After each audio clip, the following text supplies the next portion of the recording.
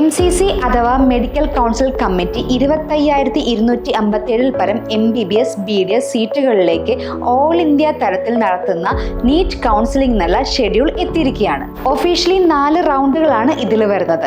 Government കോളേജുകളിലെ all India കോട്ടയിലേക്കുള്ള 15 സീറ്റുകൾ, deemed കോളേജുകളിലെയും AIIM, ജിംമേർ മറ്റ് സെൻട്രൽ സ്ഥാപനങ്ങളിലെയും 100% MBBS BDS സീറ്റുകൾ, അതുപോലെ തന്നെ BSc നഴ്സിംഗിനും ഏറ്റവും മികച്ച സെൻട്രൽ സ്ഥാപനങ്ങളിലെ സീറ്റുകൾ എന്നിവ ഫില്ലാവുന്നത് ഈ കൗൺസിലിംഗ് വഴിയാണ്. ഒന്നാമത്തെ റൗണ്ട് ഓഗസ്റ്റ് 14 തീയതിയാണ് സ്റ്റാർട്ട് ചെയ്യുക.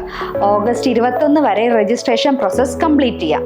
ചോയ്സ് ഫില്ലിംഗ് ഓഗസ്റ്റ് 14 തുടങ്ങി 20 ചോയ്സ് ലോക്കിംഗ് നടത്താം.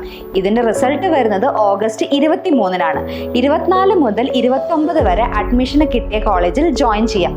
ഫസ്റ്റ് റൗണ്ടിൽ ഫീ എക്സിറ്റ് ഉണ്ടെന്നുള്ള പ്രത്യേകതയും ഉണ്ട്.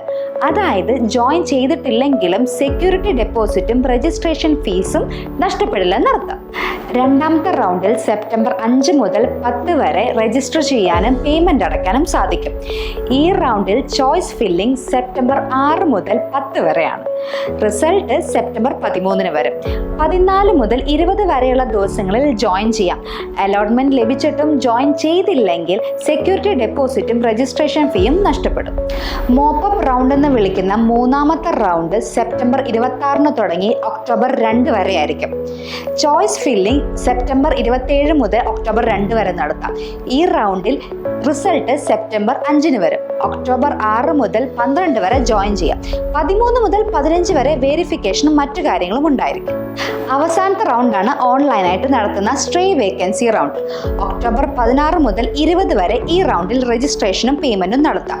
17 മുതൽ 20 വരെ ചോയ്സ് ഫില്ലിംഗ് നടത്തി ലോക്കും ചെയ്യാം. ഒക്ടോബർ 23 റിസൾട്ട് വരും.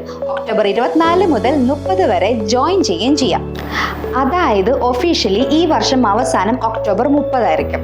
ഒരു പക്ഷേ BDS, BSc നഴ്സിംഗ് അല്ലെങ്കിൽ MBBS തന്നെ വേക്കൻ്റ് ആയി നിന്ന 5th റൗണ്ടും 6th റൗണ്ടും ഉണ്ടായേക്കാം.